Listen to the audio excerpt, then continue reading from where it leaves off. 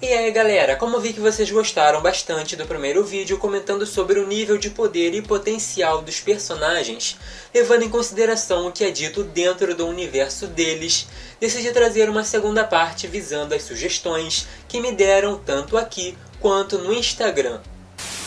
Então vamos começar com o Flash. O capítulo 775 de Flash começa com o Wally, Superman e o Senhor Incrível conversando. Pouco depois, o velocista foi para casa e começou a reparar que as pessoas não pareciam de bom humor. Em seguida, no trabalho, viu que ali as coisas não eram diferentes. Quando seu alerta indicou uma confusão do outro lado da cidade, o herói rapidamente chegou ao local e foi atacado justamente pelo Senhor Incrível. O mesmo afirmando que Flash é aquele com a conexão especial com a força de aceleração. Se levasse as coisas mais a sério, saberia quem é e entenderia o potencial que tem, porque na verdade é muito poderoso, talvez mais que o Superman. Não é que seja rápido, desafia as leis da física. Dentro dele existe um poder incalculável e infinito. Se soubessem como aproveitar, seriam capazes de acabar com a fome mundial e o aquecimento global. Mas ao invés disso, de acordo com os cálculos que o Incrível fez, o Wally tem 65% de chances de destruir o mundo a qualquer momento. Resumindo, o velocista tem um potencial absurdo, mas que ainda não usa da maneira correta. E nessa luta em questão, teve que agir rápido, porque as esferas eletrônicas que o atacaram também servem para defesa. E por isso, o jeito foi passar por baixo do asfalto e acertar o Michael em alta velocidade. O Wicano. Durante a HQ dos Jovens Vingadores, de 2013, os jovens heróis tiveram que lidar com um tipo de parasita conhecido como mãe. Mas para ficar ainda mais sinistro, mudava a personalidade dos pais ao redor. Em meio às viagens dimensionais, a equipe deu de cara com uma raça que conhecia o Wicano como o Demiurgo. Então foi no capítulo 9 que ele ficou curioso para saber mais sobre isso, e perguntou ao Kid Loki o que era. O pequeno deus disse que Billy é um messias multidimensional único, que um dia vai reescrever as regras da magia, e tudo que implica essa decisão vai ecoar no futuro e no passado de todas as realidades, e ainda finalizou dizendo que não é nada demais. O Wicano ficou meio que sem reação por um tempo, o que quer dizer que Billy é o deus da magia, a reencarnação daquele que deu origem aos pilares conhecidos como Kiton, Oshitor, Gaia e Sete. Particularmente acho interessante acompanhar o desenvolvimento dele, porque apesar de todo esse poder e a capacidade de manipular a realidade, com o passar dos anos podemos ver o herói ficando cada vez mais habilidoso. Donna Troy. O capítulo 37 de Mulher Maravilha começou com Ares acordando a Diana no meio da noite e avisando que seria traída. Enquanto isso, Aquiles trabalhava para desmoralizar a heroína e todos aqueles que ela ama, principalmente as Amazonas. Tanto que nesse quadrinho ela afirmou que descobriram seu ponto fraco. No caso, é o sofrimento das pessoas.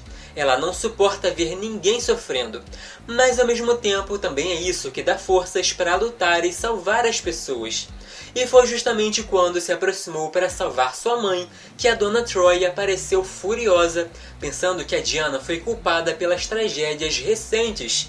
A Mulher Maravilha dizia que apesar da dor que sentia, é muito orgulhosa pela guerreira que Donna se tornou.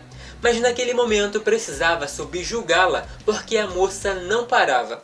O problema é que o laço da verdade estava matando sua irmã, e a Mulher Maravilha logo se desfez do artefato.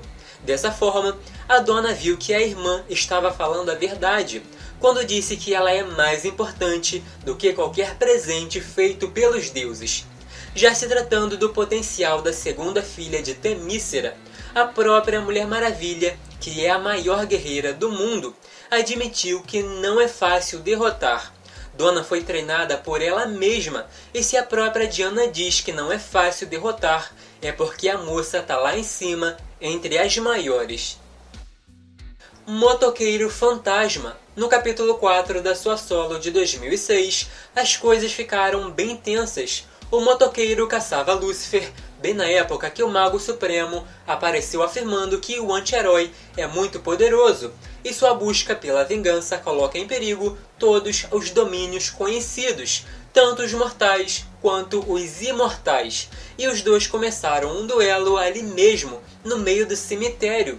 Steven quase venceu e disse que não era Lúcifer como seu oponente pensava. Até parecia ter dado um fim no corpo do motoqueiro. Tanto que o Johnny disse que desde que ganhou esses poderes, nunca tinha sentido queimar daquela forma. O negócio é que voltou ao normal como se nada tivesse acontecido. Usou as correntes e prendeu o mago, que caiu no olhar da penitência. O detalhe é que o Steven não é Lúcifer. Tanto que depois que viu o erro, o motoqueiro pensou que estava ferrado e tentou massagem cardíaca para ver se o mago voltava.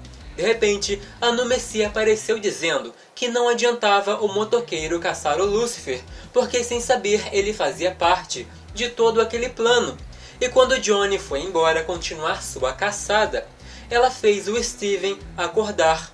Antes disso, disse que o Johnny tem mais poder do que um ser humano deveria ter.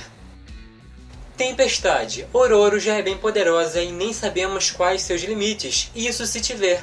Antes de hospedar a consciência da eternidade, já tinha se tornado una com os elementos e o quadrinho descreveu aquele poder como quase infinito. Na base é capaz de manipular o fluxo de energia de uma dimensão inteira e, claro, como Ômega é a melhor no que faz. Até o momento, sua versão da realidade principal não se envolveu com magia, mas sabemos que vem de uma linhagem abençoada pela deusa anciã Oshtur. Aliás, essa linhagem é tão poderosa que pode facilmente ocupar o título de Mago Supremo. Um bom exemplo é a versão da Tempestade no Limbo, que foi fundamental para a Eliana não se corromper completamente pelas trevas, o que segue muito bem a proposta da Ororo, que é se manter no lado da luz. Tempestade se tornou literalmente uma deusa, com foco principal no equilíbrio das coisas naturais. E no meu ponto de vista, já está mostrando o potencial que tem. Tanto que nos últimos anos, além dos feitos grandiosos, banindo e trabalhando com deuses como o Thor, que já pediu ajuda a ela, a heroína tem alcançado o cosmos e parece cada vez mais habilidosa. Impossível não reparar essa mulher manipulando os elementos para respirar no espaço, voando em um raio e se defendendo de pesos pesados no meio do combate, como no capítulo 17 de X-Men de 2019.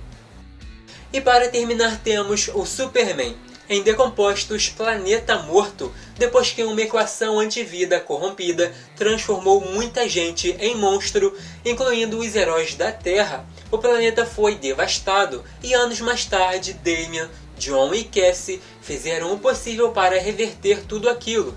No capítulo 4 podemos ver uma coisa bem legal, que foi a citação do Batman no nascimento do John. Depois de uma reunião com vários personagens importantes, poderosos e inteligentes, parte dos heróis foram para Nova Gênese. Ali, Scott já deu de cara com Orion, que já ficou furioso com a presença do ciborgue, dizendo que chegaram até eles com um vírus antivida, mas Scott disse que ele é uma pessoa e não um vírus. Orion, aparentemente não gostando de ser contrariado, começou a bater nele. Toda vez que o derrubava, dizia para levantar e golpeava mais uma vez.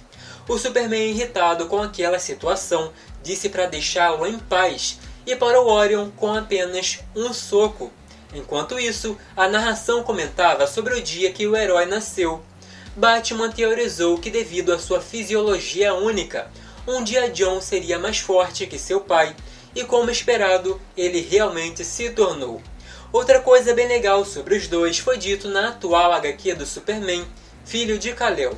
Ali Clark disse que seu filho é meio humano, e é exatamente isso que dá a ele mais possibilidades de salvar o mundo. Mesmo amando a Terra, um kryptoniano não pode tratar como se fosse sua, mas com John é diferente, a humanidade é o seu povo. Mas e aí galera, curtiram o vídeo? Se sim, não esqueçam de deixar aquele like, se inscrever e ativar o sino das notificações para não perder os próximos. Podem deixar suas sugestões porque estou sempre de olho e assim fica mais fácil saber o tipo de conteúdo que querem por aqui. E para quem quiser me seguir nas redes sociais, é só pesquisar pelo @dinostalgico. Uso o mesmo endereço em todas elas, então é bem fácil me encontrar. Até o próximo!